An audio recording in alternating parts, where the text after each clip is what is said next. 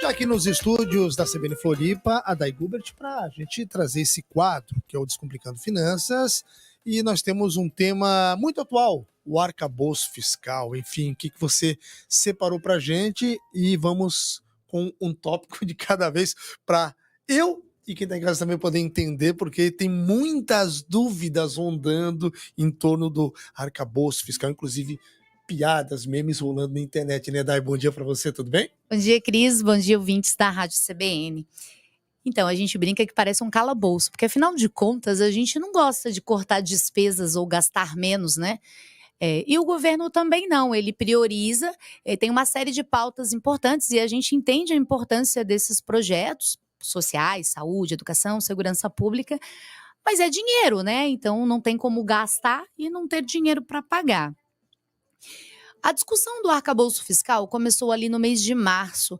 Era um ponto importante para a gente equilibrar as contas públicas e dar uma segurança para os investidores internos e externos de como investir no Brasil. A inflação estava alta, os juros também estavam altos e faltava, então, uma sinalização do governo em relação aos gastos que ele teria. Isso nada mais é que o teto de gastos que foi aprovado no governo Temer pela equipe econômica em 2016. Lá era dado o nome de teto de gastos.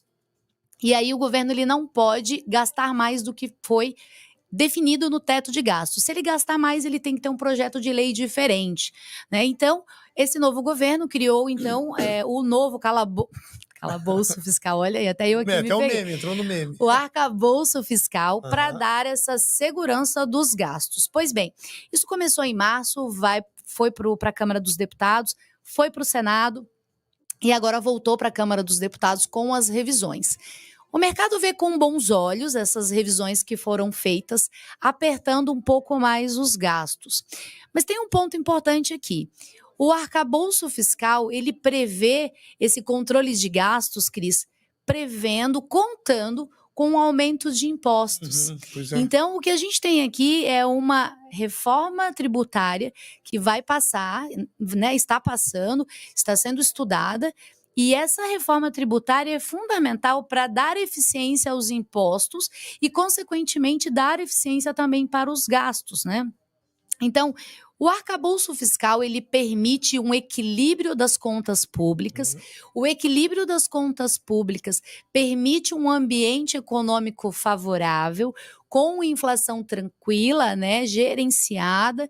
Consequentemente, inflação baixa. A gente já aprendeu aqui no programa que inflação baixa permite um juros mais baixo. Juro mais baixo é dinheiro barato, mais barato para empreender, para comprar uma casa, comprar um carro. Tudo isso é melhor, é bom para a economia. Então, o arcabouço fiscal é o equilíbrio das contas. O equilíbrio das contas é saúde financeira.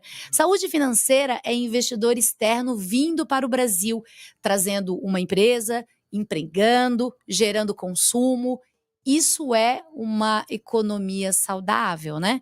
Então, o resultado de ontem vai agora para o presidente sancionar, e aí isso se torna realidade. E isso permite a condução da redução da taxa de juros. Então, assim, como que a gente vê? O mercado vê com bons olhos esse documento seguindo para a sanção do presidente. Isso não exclui todas as preocupações fiscais, porque a gente não pode gastar mais do que arrecada, e a gente arrecada menos do que a gente gasta, então a gente está sempre nesse círculo vicioso de gastar mais. Mas isso, Cris, é um alento que a economia está começando a entrar nos eixos, né? Então, acho que ontem sim foi uma vitória para a economia. Não era o melhor cenário, mas foi o cenário possível, e a gente segue acompanhando a evolução da taxa de juros, porque isso permite um ambiente mais saudável, geração de emprego, melhora no consumo. Com o arcabouço agora é possível ir melhorando, é possível ir se readequando? O arcabouço fiscal, ele é aprovado, ele tem que ser seguido. Não, eu digo o país, ele consegue dentro daquilo que vai cortar de gastos, dentro daquilo que vai investir. Eu acho que esse é o grande desafio, né? A economia, ela está sempre muito ligada à política, então assim, houveram cortes de gastos importantes. Só que não é o corte onde precisa ser feito, né? A gente não pode ter corte em educação, em saúde, em segurança pública. Talvez a gente possa ter cortes de gastos nas verbas que servem para as campanhas eleitorais, mas aí a gente volta para uma outra... Nas verbas de gabinete, Isso. enfim. E essa discussão, essa resenha vai longe, né? Então, assim, é importante a sociedade estar atenta, é importante a gente ter uma Câmara de Deputados com essa preocupação para que esses projetos sejam aprovados de forma consciente e que isso se faça verdade depois no dia a dia, né? É verdade. Bom, Day, muito obrigado, viu? Obrigada, até semana que vem. Na semana que vem, Day Gubert às 11h59. E aí a gente vai encerrando. Hashtag CBN Floripa. Voltaremos amanhã com a apresentação de Leandro Lessa. Siga conosco, CBN Floripa, melhor rádio que se tem notícia.